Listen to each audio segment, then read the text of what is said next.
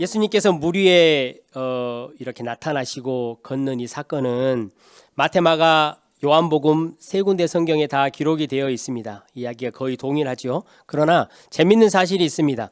베드로가 물 위를 걸은 사건은 오직 마태만 기록을 하고 있습니다.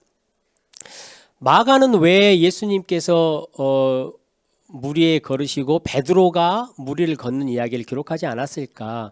사실은 마가복음은 베드로의 관점으로 베드로가 이야기를 해서 마가가 기록을 한 것이죠. 그렇다면 물 위를 걷는 이 사건은 베드로 자신이 가장 잘 알 거예요. 그런데 마가복음엔 기록이 되어 있지 않아요. 그 대신에 이 마태복음에만 이제 기록을 했는데요. 마태는 왜 베드로가 물 위를 걷는 걸 기록을 했을까? 이미 마태복음 앞에 8장을 보시면 예수님께서 풍랑을 잠잠케 하신 사건은 기록이 되어 있습니다. 그러니까 우리 주님이 풍랑도 잠잠케 하시는 전능한 하나님이라는 사실을 이미 알고 있는데 또 다시 여기에 풍랑을 잠잠케 하신 사건으로 그것을 목적으로 기록을 하지 않았다라는 것이겠죠. 오늘 본문은요, 우리에게 베드로에게 좀 집중해라라고 말씀을 하고 있는 거예요. 이 베드로를 통해서 오늘 저와 여러분에게 주신 이 말씀이 어떤 것인지 이렇게 들어보겠습니다. 날이 저물었어요. 제자들이 배를 타고 갈릴리 호수를 건너갑니다. 아주 강한 바람 때문에 풍랑을 만나 애를 쓰지요. 갈릴리 호수는 해수면보다 한 200여 미터가 낮습니다. 분지처럼 되어 있는 거죠. 그 호수 정면에는요 2.8km에 달하는 높은 헐몬산이 있습니다. 산에서 아주 찬 바람이 내려오겠죠. 그리고 바다 물 위에서는 따뜻한 공기가 있겠죠. 그 두 개가 만나가지고 이 갈릴리 호수에는 항상 풍랑이 자주 일어납니다. 사경까지 노를 저었는데 전진을 못했어요. 사경이라 하면 새벽 3시에서 6시 사이니까요. 밤새 동안 고생을 했겠죠. 요한복음에 보니까 이 제자들이 바다 한 가운데에 딱 이렇게 스톡돼 있어요. 근데 갇혀 있는 거예요.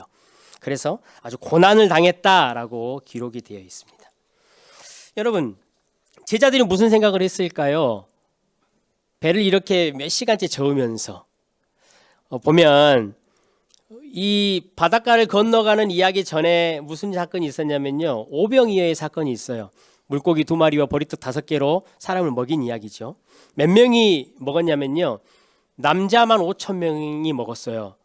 그러면 아이까지, 여성분까지 하면 보통 10,000에서 15,000명 이 정도 먹었겠죠. 제자들이요, 지금 10,000에서 15,000명이나 되는 사람들의 저녁을 서빙했어요. 얼마나 힘들었겠어요. 제가 시간을 계산을 해봤어요. 몇 시간 정도 일을 했을까? 그러니까 이제 해가 저물 때가 첫 저녁인데 그때가 한 오후 3시 정도 돼요. 이제 유대 문화에서는 두 번째 저녁이 이제 해가 거의 다 넘어갈 때니까 저녁이 7시, 8시가 돼요. 그러면 제자들이 일했던 시간은요, 오후 한 3시에서 저녁 7시, 8시까지예요. 그러니까 4시간 동안, 4시간에서 5시간 동안 15,000명을 먹이려고 했으면 얼마나 바쁘게 고생을 했겠어요. 우리 자매님들 손님 치르시고 결혼식하고 하면 몇백 명 식사 대접하고 하면 힘드시죠? 다음날 거의 못 일어나실 거예요. 근데 지금 제자들은요, 15,000명의 저녁을 서빙을 한 상태예요. 그리고요, 예수님께서 즉시 제자들을 재촉해서 배를 타고 떠나보내요. 그러니까 급하게 억지로 제자들에게 야, 배 타고 빨리 건너가라고 해서 보낸 거죠. 그때 보낸 시간이 저녁이 이미 7시, 8시 됐으니까 새벽 3시에서 6시까지 배에서 사투를 벌였어요. 그게 7시간에서 8시간이죠. 서빙을 하고 배에서 사투를 벌일 시간까지 하면 14시간, 5시간 동안을 엄청난 고생을 했어요. 여러분, 제자들이 봉사를 열심히 했잖아요. 예수님께서 보냈으니까 예수님 말씀에 순종해서 떠났잖아요. 그런데 제자들이 맞닥뜨렸던 결과가 뭐였죠? 풍랑이었어요. 고난이었어요. 제자들에게 무슨 생각이 들었겠냐라는 거예요. 제자들의 반응이 오늘 본문 25절에서 26절에 기록이 되어 있어요. 여러분 한번 눈으로 한번 보십시오. 예수님께서 바다 위를 걸어오시죠. 제자들은 그 장면을 보고 아주 놀라며 무서워하며 소리를 질렀어요. 유령이다라고 이야기를 한 거죠. 그때 당시에는요, 이 바다와 폭풍이라는 개념이 이 사람들에게는요, 죽음의 의미였어요. 혼돈의 의미였고, 바다가 풍랑을 일으킨다라는 것은 지옥의 문이 열렸다라는 의미예요. 그리고 고대 사람들에게는 이 물귀신의 사상도 있었어요. 그래서 이 물귀신은 바다 위를 서성이면서 죽음의 사자 역할을 했던 거예요. 제자들이 어떤 생각이었을까? 그들은 유대인이었죠. 종교인이었어요. 그들은 율법에 속해 있었던 사람이었어요. 가장 먼저 드는 생각은 이런 생각이죠. 내가 뭘 잘못했나? 내가 이렇게 심판을 받는구나. 내가 벌을 받는구나. 내가 혹시 오병이어 떡을 나누고 물고기를 나눌 때 뭐 이거 잘못한 게 있나? 그래서 지금 이렇게 나에게 심판이 임하고 죽음의 공포가 임한 것일까? 내가 그러면 버림받은 것인가? 라는 생각을 했을 거예요. 그러자 예수님께서 27절에 보면 즉시 말씀하신다라고 기록이 되어 있어요. 제자들의 이러한 생각들을 불식시키기 위한 것이겠죠. 안심하라. 나니 두려워하지 말아라. 여러분, 여기서 난이라고 말하는 것은요, 얘들아 안녕 나야, 이런 개념이 아니에요.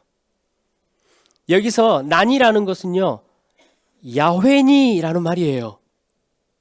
구약 성경에 보면 출애굽기에요, 이스라엘 백성들을 구원해내기 위해서 이집트로 모세를 보내요.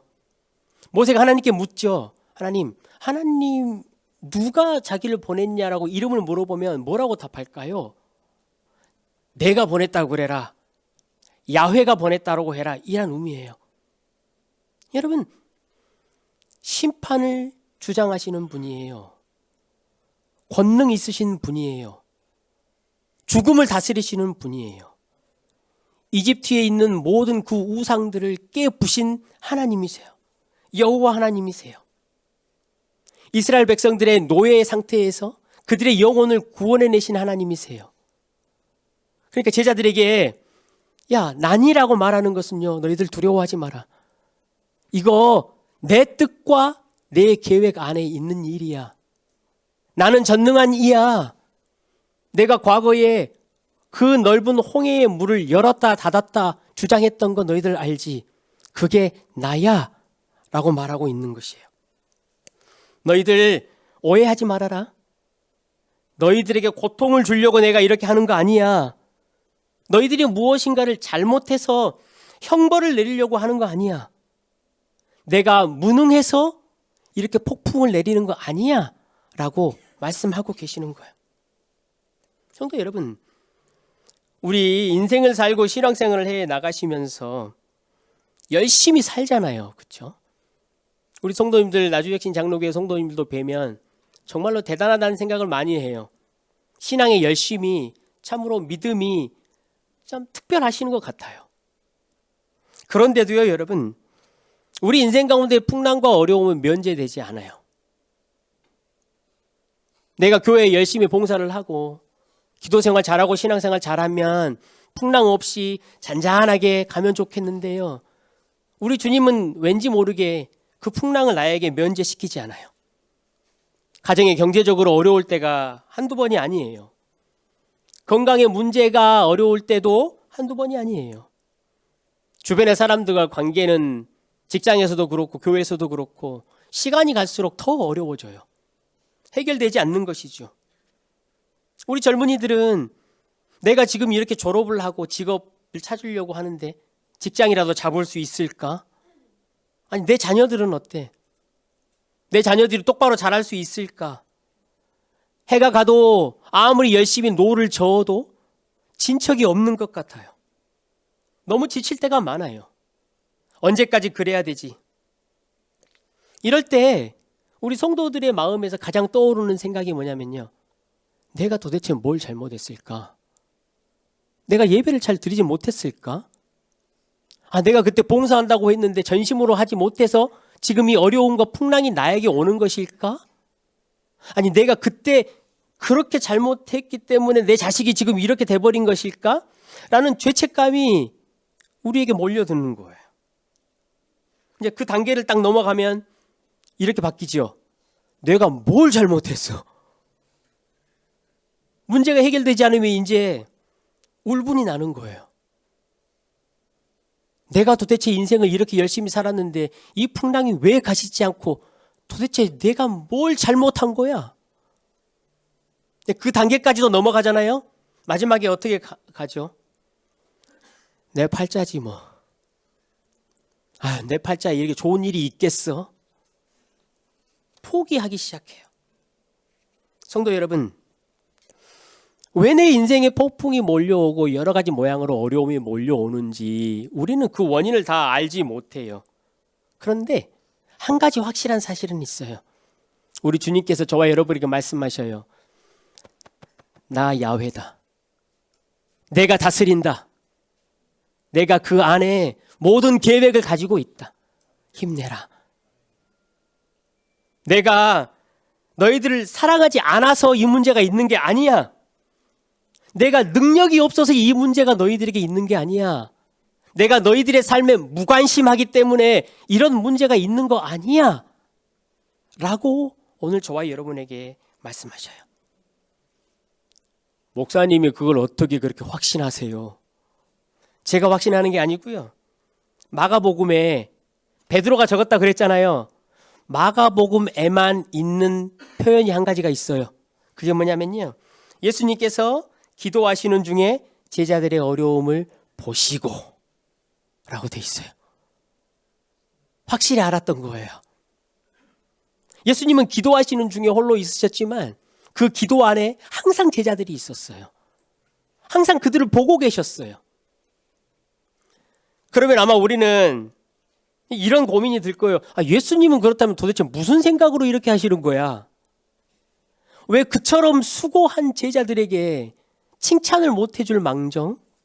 마치 풍랑으로 떠밀어내듯이 이 제자들을 풍랑 가운데로 밀어넣냐라는 거예요.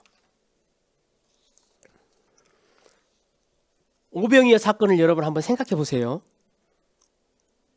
무슨 사건이 거기 있었죠? 다 먹이고 나서. 거기 사람들이요, 이 예수님을 왕으로 추대하려고 했어요. 제자들이 어땠을까요? 그때 느낌이. 어깨가 이제 빡 올라가겠죠. 힘이 나겠죠. 왜냐하면 명예를 얻을 수 있으니까. 이제 사람들에게 인정받을 수 있으니까. 자랑할 수 있으니까. 이 안에서 욕망이 올라오는 거예요. 자기의 정체성과 나의 가치가 이제야 인정받게 됐어. 내가 예수를 쫓아다닌다고 내 마누라가 그렇게 구박하고 어머니 아버지도 봉양 못하고 쫓아다닌다고 했을 때 나를 그렇게 고백했는데 이제 내 와이프한테 가서 내가 이 정도까지 했어라고 베드로가 말할 수 있을 것 같다고 그러는 거예요. 그런 정체성이 이제 안에 생기기 시작하는 거죠. 예수님과 함께 있으면서도요, 제자들은 헛된 예수님을 따라가는 거예요. 그걸 우리가 우상숭배라고 불러요. 우리를 노예 삼아서 우리를 결국에 죽게 하고 우리를 황폐하게 만들려고 하는 그것을 구분하지 못하고요. 인정받는 것에, 명예를 얻는 것에 휘둘리신 것이지요. 오늘 보면 24절에 제자들이 고난을 당하더라라고 돼 있잖아요. 근데 이 고난을 당하더라는 단어의 원래 의미가 뭐냐면요, 시금석이라는 뜻이 있어요. 이게 금이 맞나 아닌가를 이게 단단한 돌판에 긁어보잖아요. 이렇게 그 시금석. 그러니까 풍랑 가운데 밀어넣으신 것은요, 예수님이 우리가 가지고 있는 그 믿음이 진짜인가 흔들어 보시는 거예요. 이 바다가 바람이 쳐가지고요, 배가 맞은 거잖아요. 배가 계속 흔들리잖아요. 우리 주님이 다 털어내시는 거예요. 어부인자들이 많이 있었지만 그 어부들의 기술이 아무런 의미가 없어요. 아무런 효용이 없는 거예요. 배에 타고 있었던 제자들이요, 붙잡을 것이 하나도 없었어요. 그 풍랑 때문에. 그러면 누구를 보게 하시는 거예요? 예수님이 풍랑 가운데를 밀어넣으신 것과 같은 것은요, 예수를 보라는 거예요. 예수만 잡으라는 거예요. 예수인 자기에게 너희들 와야 된다라고 말하는 거예요. 너희가 예수께 나오면 이 세상에서 줄 수 없는 진짜 명예를 줄게. 이 세상에서 가질 수 없는 진짜 기쁨과 진짜 만족을 줄게. 진짜 자랑이 무엇인지 가르쳐 줄게. 너희들은 나에게 와야 돼. 라고 말씀하시는 거예요. 여러분, 이때 베드로가 등장해요. 베드로가 야훼 하나님이라는 소리를 들었잖아요. 그러면 여러분 같으면 그 예수님에게 뭘 구할 것 같으세요?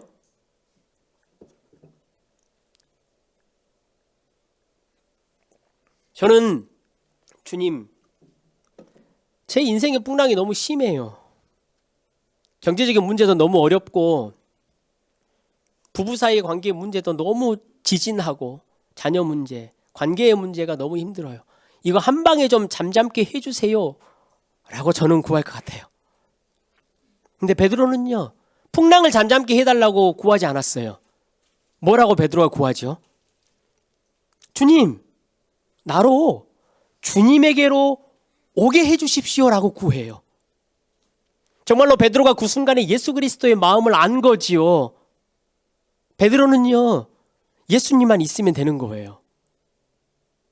예수와 함께 하고 싶었어요. 풍랑이 일지만 그 풍랑 가운데 예수님이 계시다면 그 풍랑 안이 가장 안전한 곳인 거예요. 그래서 베드로는요, 자기를 그쪽으로 오라고 불러달라고 이야기를 하는 거죠. 근데 우리가 본문에 잘 알듯이요, 물에 금방 빠져요. 허우적거리죠. 구해주세요, 주님. 주님이 오셔가지고요, 야, 믿음이 왜 이렇게 없어? 구원해 주시잖아요. 베드로는 실패했어요. 그렇죠? 믿음이 실패했어요. 여러분, 그게 보이시지요? 베드로가 아무리 물 위를 걷는다라고 했지만 결국은 베드로는 순종하지 못하고 마음이 의심이 생겨서 실패한 거예요. 그런데 여러분, 저는 다른 게 보여요. 뭐가 보이냐면요, 베드로가 물 위를 걸었다는 거. 그것이 단 몇 발짝이 되었든지 간에요, 예수 그리스도를 향해서 자신의 눈을 두고 시선을 두고 걸었을 때 물 위를 걸었어요. 여러분 좀 놀래보세요. 놀랍지 않으세요?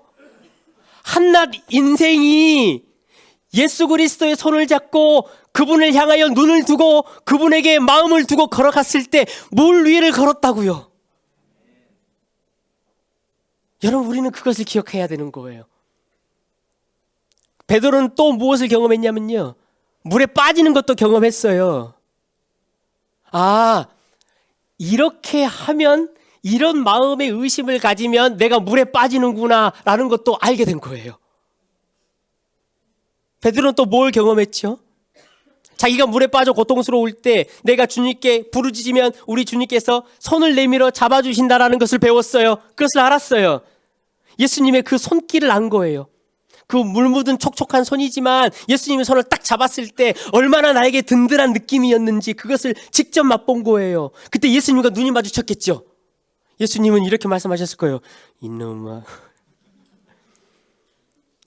베드로는요, 그 눈빛도 잊지 못했을 거예요. 자기가 죽어가고 있을 때, 위험에 빠져가고 있을 때 나를 구해 주시면서 그 사랑의 눈빛으로 나를 바라보았던 그 주님의 모습. 성도 여러분, 누가 실패한 거죠? 배 안에서 제 3자의 입장으로 예수님을 보았던 자들은 결코 경험할 수 없는 예수님의 실제예요. 배 밖으로 나와 내가 풍랑 위를 걷다가 실패했을지언정 베드로는 물 위를 걷는 그 예수 그리스도 안에서 풍랑 가운데서도 안식을 누릴 수 있는 맛을 실제적으로 본 것이지요. 성도 여러분, 풍랑이 그쳤어요. 배에 다 같이 올라갔어요. 거기에 하나님의 아들이 예수님이시라고 다 예배드리고 찬양했어요. 생각해 보세요. 베드로의 예배와 남은 제자들의 예배, 어떤 차이가 있을까요? 이 둘 사이의 예배는 엄청난 차이이지요. 예수님을 실제로 맛본 자와 예수님을 제3자에서 맛본 자와의 예배. 경제적으로 폭풍이 여러분 가정에 있으시지요. 말씀하지 않으셔도요. 그 폭풍이 얼마나 힘든지 알아요. 여러분 예수님을 생각해 보십시오. 예수님은요, 우리를 부유하게 만드시기 위해서 자신이 가난해지셨어요. 그 예수님을 여러분 잡으면요, 성령께서 저와 여러분에게 마음의 풍요함을 주셔요. 여러분 사람의 관계에서 정말로 용서하지 못하는 풍랑이 우리 안에 있잖아요. 그 사람만 생각하면 하루를 망쳐버릴 것 같은 풍랑. 그런데 예수님을 보십시오. 예수님은요, 죄인 중에 괴수였던 저와 여러분을 십자가에서 용서하셨어요. 우리가 그 예수를 바라보고 있으면요, 성령께서 우리에게요, 한 걸음 또 한 걸음 그 용서하지 못한 자에게 걸어갈 수 있는 힘을 주셔요.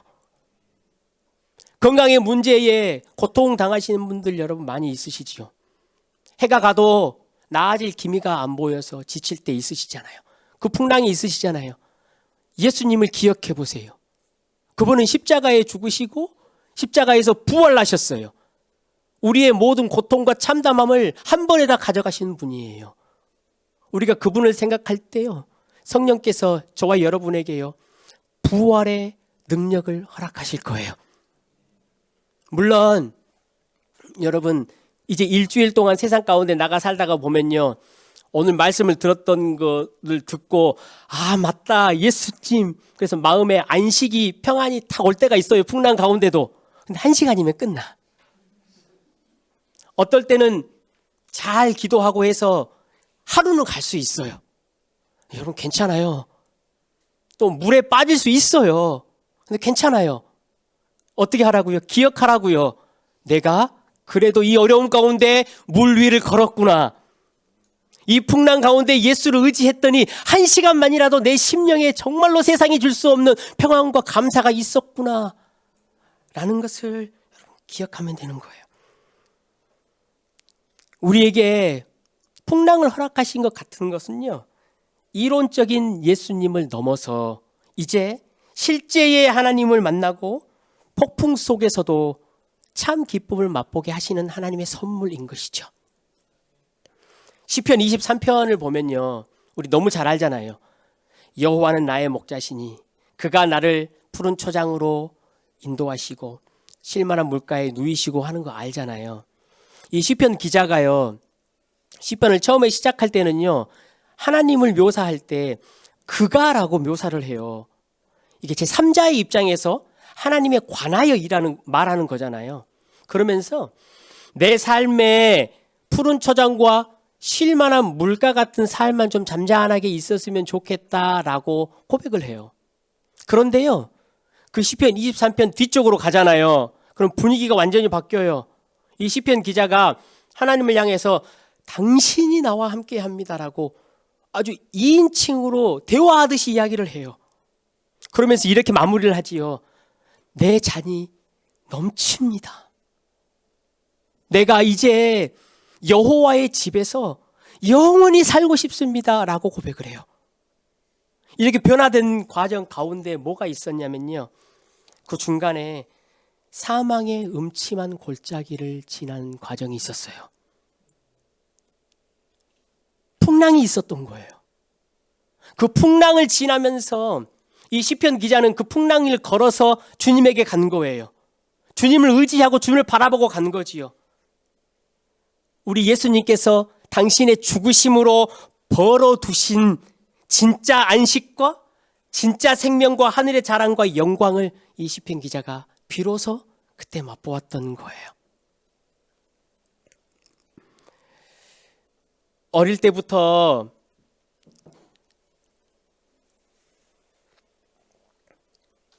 ADHD를 겪고 있는 청년을 제가 만나서 그 청년에게 영어를 가르치고 있어요.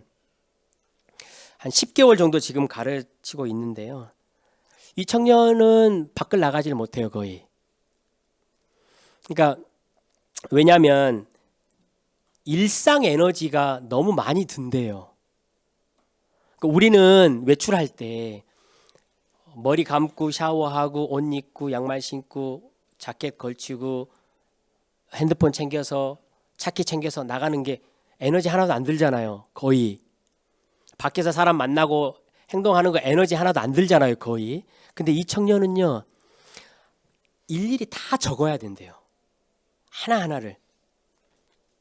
집중이 잘 안 되고 자꾸 까먹어지니까 그래서 어떤 날은 속옷을 안 입고 나온 거야. 밖에 나왔는데.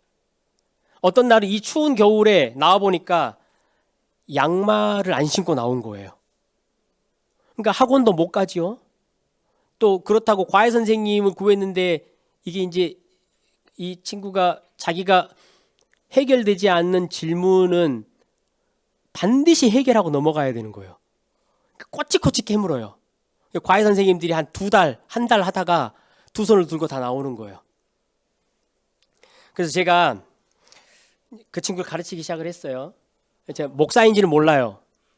근데 이제 교회 다니는 선생님이구나라는 것은 알아요. 그래서 제가 때가 되면 이 친구에게 그리스도의 복음을 좀 전해야 되겠다라는 마음으로 이제 공부를 시작을 했는데요. 어느 날 수업 중에요. 인생에서 가장 행복한 순간이 언제였느냐라는 질문이 나와서 서로 이제 주고받았어요. 그 친구가 선생님은 인생에서 가장 즐거운 때가 언제였어요? 그러니까 나는요 결혼을 하고 자녀를 낳았을 때가 인생에서 가장 행복했어요 라고 대답을 하고요. 그럼 청년은 어때요? 물어보니까 그 청년이 잠시 머뭇거리더니 이렇게 이야기를 해요. 선생님 혹시 괜찮으시면 제가 하나님 만난 이야기를 해드릴까요? 그러는 거예요. 저한테. 누가 누구에게 해야 될 이야기인지는 모르겠지만 좋다고 해주세요. 그랬더니 어릴 때부터 이게 살 빼는 약을 먹었대요. 근데 그 살 빼는 약에 마약 성분이 있어가지고 청년이 될 성인이 될 때까지 끊지를 못했어요. 그래서 양으로 음으로 그 약을 구해가지고요 계속 먹었어요. 근데 중독이 심해지니까 진짜로 어느 날 갑자기 자기 귀에 누군가가 대고 죽어라. 야 죽어! 라는 소리가 진짜로 들리더래요. 그래서 너무나 무서워가지고 약을 그 순간에 바로 끊었다고 그래요. 근데 그때쯤에 자기 온 가족 중에 유일하게 신앙을 갖고 있었던 할머니가 돌아가셨어요. 이 할머니께서 돌아가시면서 아이고 우리 손자가 예수님을 믿어야 되는데 라고 말씀하시고 돌아가셨대요. 근데 할머니가 돌아가시고 나서 얼마 되지 않아 가지고요 온 몸에 두드러기가 나고 피부가 다 뒤집어져 버린 거예요. 그래서 남학에 있는 피부과를 갔죠. 이제 어쩔 수 없이 이제 피부 진료 받으면 누워 있어야 되잖아요. 이렇게 누워 있는데 그 의사 선생님이 갈 때마다 하나님에 대해서 예수님에 대해서 계속 이야기를 하는 거예요. 못 듣겠다는 소리도 못 하겠죠. 가만히 누워 있어야 되니까. 그냥 어느 날 집에 와서 돌아와서 생각을 해보니까요. 진짜 그 하나님이 누군지 알고 싶었던 거예요. 그래서 하나님이 너무 알고 싶은 거예요. 아니 그분이 누구길래 우리 할머니도 그렇고 이 의사 선생님은 나에게 이렇게 이야기를 하냐라는 거죠. 그래서 그 친구가 이제 하나님에게 이제 모르지만 딜을 한 거예요. 외출을 못 하니까 집에서 하는 일이 인터넷 글을 편집하고 인터넷에 글을 올리는 일을 했어요. 그래서 몇 년 동안 월 수입이 정확히 20만 원이었어요. 단 한 번도 변함이 없었어요. 근데 그날은 담대하게 하나님 저의 다음 달 월 수입을 40만 원으로 해주세요. 좀 더 크게 불렀어도 될 텐데 40만 원이 되게 해주시면 제가 하나님이라는 존재가 있다라는 것을 확신해 보겠습니다 라고 말했어요. 그 다음 달이 됐거든요. 통장에 얼마가 찍혔을까요? 네, 40만 원이 딱 찍혔어요. 어떤 이유에서인지 모르는데 수입이 통장에 40만 원이 딱 찍힌 거예요. 그래서 그 친구가요 그날 밤에 무릎을 꿇고 딱 앉았어요. 그래서 하나님이 살아계신 것 같네요. 그러면서 자기가 살아왔던 인생을 고백하기 시작한 거예요. 저는 마약을 해서 이렇게 고통스러운 삶을 살았고 이러이러한 삶을 살았어요 라고 고백을 하니까 하나님께서 이 청년에게 너 어릴 때도 나한테 똑같이 한 번 더 그랬지? 라고 이야기를 하는 거예요. 그게 뭐였냐면 할머니를 따라서 어릴 때 교회에 갔는데 그 교회에서 사탕 목걸이를 나눠주더래요. 그래서 속으로 그 어릴 때 그랬대 자기가. 하나님, 저 사탕 목걸이를 저에게 주시면 하나님이 계시다라는 것을 믿겠습니다. 라고 했대요. 그러니까 사탕 목걸이를 받았대요. 그러니까 하나님이 야, 너 어릴 때도 그랬어 라고 말하는 거예요. 그렇게 하나님과의 이야기가 끝나고요. 무릎 꿇고 잠잠히 앉아있는데 누군가가 왔어요. 와가지고 자기의 머리를 꽉 누르더래요. 누르면서 이렇게 이야기하더래요. 자기 귀에. 내가 다 안다. 내가 다 알아. 너 고통스러웠지? 너 외로웠지? 너 힘들었지? 그 이야기를 하면서 그 청년이 또 그때를 생각하면서 계속 우는 거예요. 그러면서 그 친구가 그랬대요. 하나님, 제 인생을 불쌍히 보셨으니까 제 인생 좀 펴주세요 라고 기도를 마친 거예요. 한 2달 있다가 인터넷에 썼던 글이 사람들한테 많이 알려졌어요. 그래서 어떤 회사에서 전화가 온 거예요. 그래서 전속으로 계약을 했어요. 월 수입이 완전히 바뀌어지게 된 것이지요.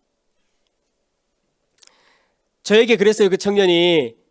선생님, 제가 삶의 의미를 찾았습니다.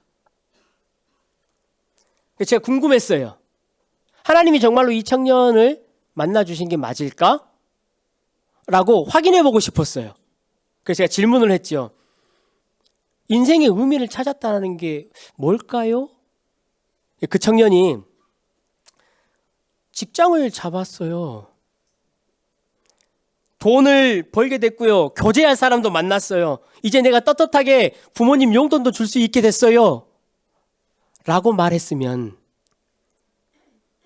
이 청년은 아직까지 하나님을 맛보지 못한 거예요. 돌짝밭과 같은 신앙이 여전한 거고 아직까지 가시밭에 있는 그 신앙과 같은 모양이죠. 근데 그 청년이 이렇게 고백을 했어요. 선생님, 하나님이 내 인생의 의미시잖아요. 하나님이 나를 이 땅에 살게 하셨잖아요. 내 인생이 어떠하든지 어떤 모양이든지 상관없이 하나님이 나를 보호하시고 인도하신대요. 그래서 제 인생은 너무나 큰 의미가 있어요. 왜 그렇게 하나님이 나를 사랑하시는지 모르겠어요 라고 저에게 고백을 했어요. 성탄절이 끝나고 가가지고요. 또 그 친구를 만났는데요. 그 친구가 저에게 앉자마자 그러는 거예요. 선생님, 성탄절인데 슬프지 않으세요? 예? 그랬더니 성탄절날 이 세상에 있는 모든 사람들이 다 기쁘고 즐겁잖아요. 그런데 우리 예수님만 혼자 아기의 모양으로 이 땅에 죽으러 오신 거잖아요. 그 예수님을 생각하면 선생님은 슬프지 않으세요? 라고 저한테 묻는 거예요. 근데 거기서 멈추지 않고요. 그 친구가 뭘 더 말하냐면요. 그래도 선생님, 예수님이 자신의 죽음 때문에 세상에 있는 많은 사람들이 기뻐한다면 예수님도 기쁘실 거예요. 라고 말하는 거예요. 성도 여러분, 이 친구는요, 풍랑 때문에 평생을 약을 먹고 자신의 방에 갇혀 있는 인생이 됐어요.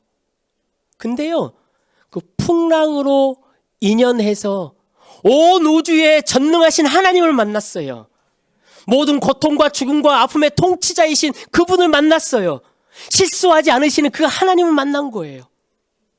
그래서 이제는요, 그 풍랑에도 불구하고 그 풍랑 위를 걸어 다니는 거예요.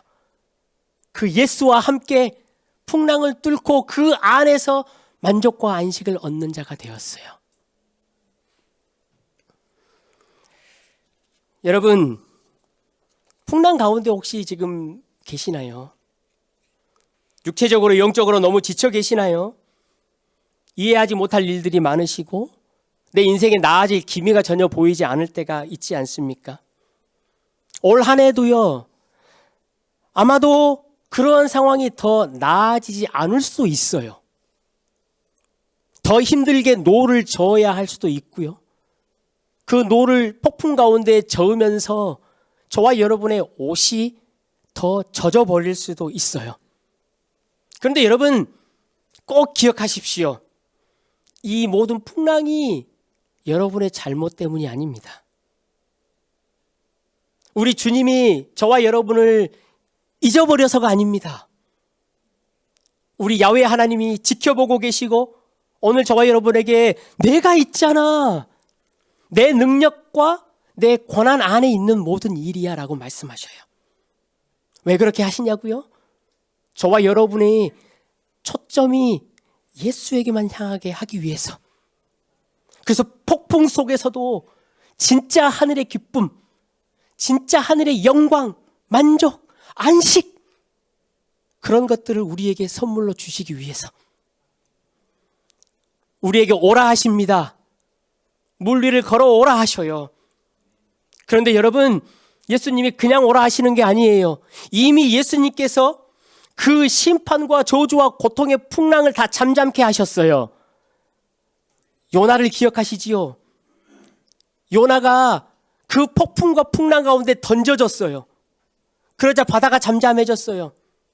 우리 예수님은 말씀하시기를 자신이 요나보다 더 큰 자라고 말씀하셨어요.